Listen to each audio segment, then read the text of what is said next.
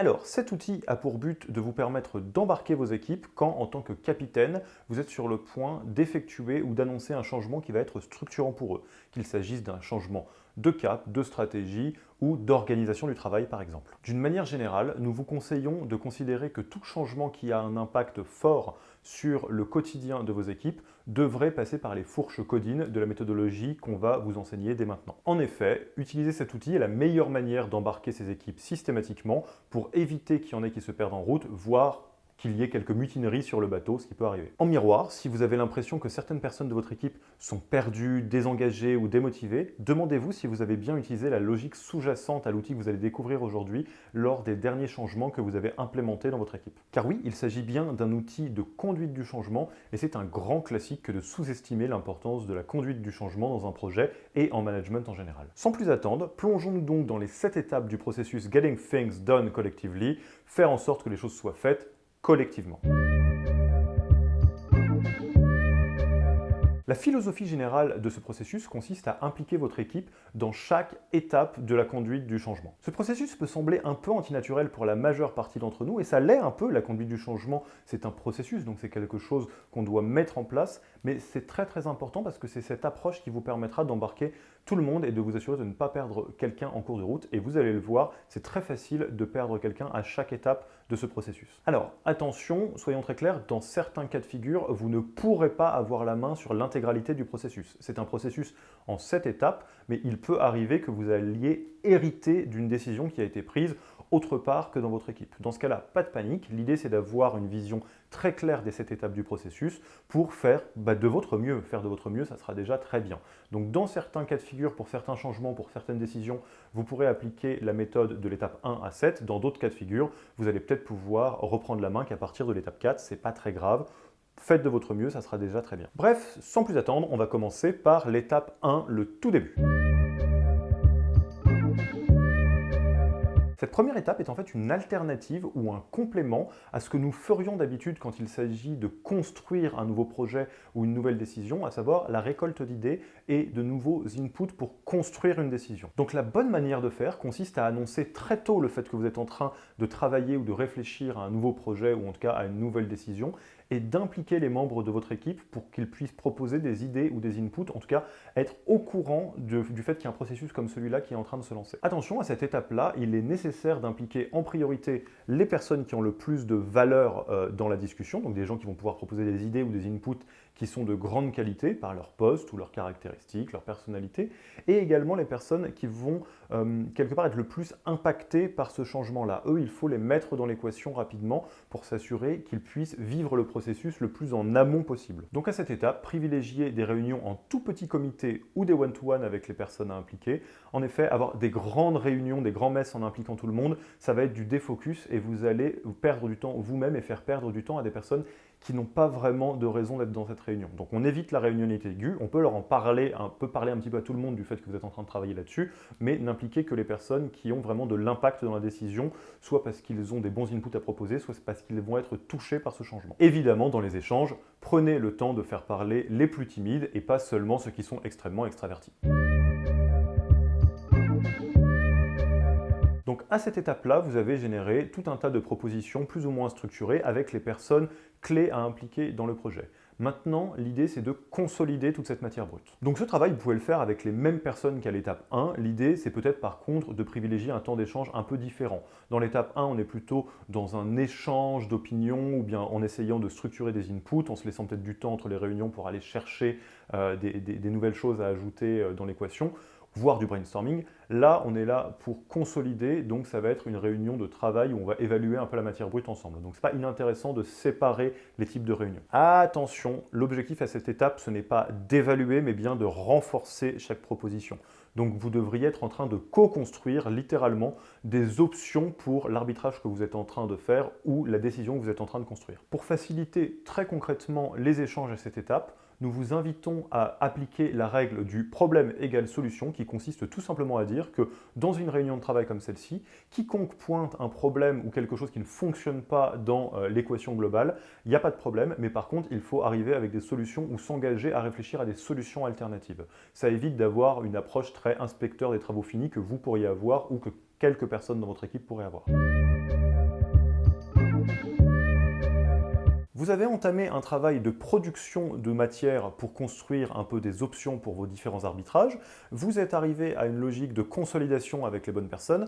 Il est maintenant temps de débattre pour savoir quelle est l'option qui va être privilégiée, quelle est la décision qui va être prise. Et cette petite étape, c'est l'étape qui fait la différence entre une équipe qui est bien embarquée et une équipe qui est mal embarquée. Quelque chose qui n'est pas logique, qui n'est pas naturel, auquel on ne pense pas. C'est le fait de séparer les étapes où on débat des options qui sont mises sur la table, des moments où on décide. Et alors laissez-moi vous dire que si vous avez des meetings qui servent à débattre, dans lesquels il est clair qu'on ne va pas décider à la fin du meeting, puis des meetings dans lesquels vous décidez, ça va tout changer. En effet, le fait de décaler la décision, ça fait vraiment des miracles parce que on va passer d'une situation où la plupart d'entre nous, dans ces cas-là, vont essayer de faire passer leurs idées en force ou leur option préférée en force. En effet, on va essayer d'évaluer l'idée, mais sous un bon angle parce qu'à la fin, on décide.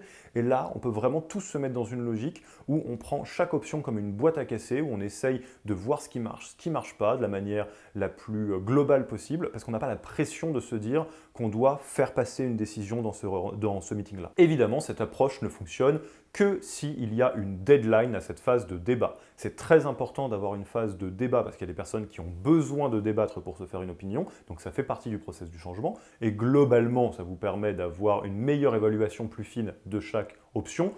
Pour autant, si vous allez dans un débat sans fin qui n'a pas de deadline de décision, vous risquez de ne pas être très efficient. Donc une bonne deadline fixe, connue de tous, ça permet à ceux et celles qui ont besoin de s'exprimer, qui ont besoin de débattre, de trouver leur place pour s'exprimer, et de celles et ceux qui ont besoin d'efficacité, de ne pas avoir l'impression qu'on va être dans un débat sans fin, ils vont se sentir rassurés par le fait qu'à telle date, on tranche. Côté casting, faites ça avec les mêmes que les premières étapes, et côté planning, il n'y a pas de règle absolue, on vous laisse juge de ça, ça dépend un petit peu du projet, des profils de votre équipe. L'idée, c'est en tous les cas d'avoir une période de débat avant le temps de décision. Cas particulier, quel est le casting à impliquer quand on parle d'une décision qui va impliquer toute l'équipe? Alors, la règle de base de casting, c'est d'impliquer les mêmes que dans l'étape 1 et 2, mais dans certains cas de figure, au moment de cette étape de débat, vous devriez impliquer toute l'équipe. En effet, quand c'est une décision qui va impliquer et qui va avoir des répercussions sur toute votre équipe, au moment du débat, vous voulez commencer à ouvrir grand les vannes pour impliquer tout le monde. Là encore, il n'y a pas de règle absolue, vous faites attention à impliquer les bonnes personnes en fonction du contexte,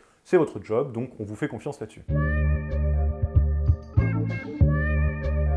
On arrive enfin à la phase de décision, et c'est là toute la magie d'introduire une phase de débat et de la séparer de la phase de décision. C'est que si vous avez eu une phase de débat qui était bien faite sainement avec toutes les bonnes personnes, normalement la phase de décision est extrêmement simple parce que la bonne solution, la bonne option devrait émerger d'elle-même. En effet, si vous avez eu les bonnes personnes autour de la table, que vous avez bien clarifié, bien débattu, il ne va pas y avoir de guerre de chapelle, il ne va pas y avoir de zone de flou, vous serez dans une situation où les choses seront aussi claires que possible quand il s'agit de trouver quelle est la bonne option, et donc voilà, ça devrait se faire tout seul. En termes de casting, dans 99% des cas, c'est évidemment les mêmes qu'à l'étape du débat. Vous débattez ensemble, vous décidez ensemble. Alors là, normalement, à cette étape, il y en a certaines ou certains d'entre vous qui tiquent en vous disant « mais est-ce que je vais devoir toujours tout décider avec tout le monde ?» Vous inquiétez pas, on en reparle à la fin de la vidéo, c'est promis. Cette étape est bien souvent oubliée alors qu'elle fait gagner un temps fou dans la phase d'implémentation. Comme je vous le disais, c'est possible d'avoir des gens qui sont perdus ou qui sont laissés de côté à chaque étape, et cette étape ne fait pas exception. Prenez la liste des personnes qui ont été impliquées dans la phase de débat et de décision et posez-vous la question de est-ce qu'il y a d'autres personnes qui vont être impliquées de très près ou de très loin par la décision qui va être prise. Donc, dans le cas où la décision et le débat n'ont pas été faits avec toute l'équipe, il y a déjà toute l'équipe, mais c'est le moment d'ouvrir grand les vannes sur les équipes qui sont à côté de vous, au-dessus ou en dessous. Et l'idée à ce stade-là, ce n'est pas de débattre ou de décider avec elles, la décision a déjà été prise, mais c'est de les informer le plus tôt possible et de répondre à toutes leurs questions pour s'assurer qu'elles ne découvrent pas, qu'elles ne subissent pas ce changement dont vous êtes l'auteur. Comment on fait ça? C'est très facile, on invite toutes les personnes concernées dans un meeting dédié et on prépare sa plus belle casquette de capitaine et d'empathie pour à la fois faire un travail de présentation de ce qui va se passer pendant à peu près un quart à un tiers de la présentation, puis de laisser tout le temps restant, donc les 3/4 ou les 2/3 de la présentation, en questions-réponses. Donc globalement, vous dites voilà ce qui va se passer, On vous écoute, on répond à toutes vos questions et quand on a les réponses, on vous les partagera, promis. Et quand vous allez vous retrouver devant votre feuille pour essayer de structurer votre discours sur la partie présentation, rappelez-vous bien que l'objectif, c'est d'aider votre auditoire à passer par les mêmes étapes que celles que vous avez vécues, qui vous permettent d'être convaincu que la solution que vous avez choisie est la bonne. Eux, ils débarquent. Donc l'idée, c'est de faire preuve de pédagogie quand il s'agit de présenter ce que vous allez présenter et d'empathie quand ils vous posent des questions qui nécessairement sont des questions de quelqu'un qui se raccroche aux branches à cette étape-là du processus. La décision a été prise, tout le monde a été mis au courant, il est maintenant temps de passer dans le dur de l'exécution évidemment. Le temps des étapes 1 à 5 a été bien investi, c'était du temps passé en réunion avec tout un tas de personnes, mais ça vous permet de ne pas perdre du temps plus tard en essayant de réembarquer des gens ou en ayant des gens qui sont braqués parce qu'ils vont être réfractaires au changement. Ceci étant, maintenant on passe dans la phase où on oublie les réunions, on bloque du temps dans les agendas. Maintenant l'idée c'est que chacun sache ce qu'il a à faire sur le navire et se mette en mode exécution. Et là, en tant que capitaine, vous avez un double rôle à jouer. Évidemment le rôle d'exécuter vous-même quel que soit ce que vous avez sur votre to-do suite à ce changement, vous avez sûrement des choses à faire, donc bloquez du temps dans votre agenda, organisez-vous bien, et vous devez protéger votre équipe de toutes les manifestations extérieures, tout ce qui peut être du défocus, pour vous assurer qu'ils soient vraiment dans l'exécution de ce qui a été décidé en amont. Rappelez-vous, faire perdre du temps à votre équipe ou ne pas les protéger de sollicitations inutiles va pas vous aider à atteindre votre North Star métrique de manager. Je le rappelle, qu'est-ce que c'est?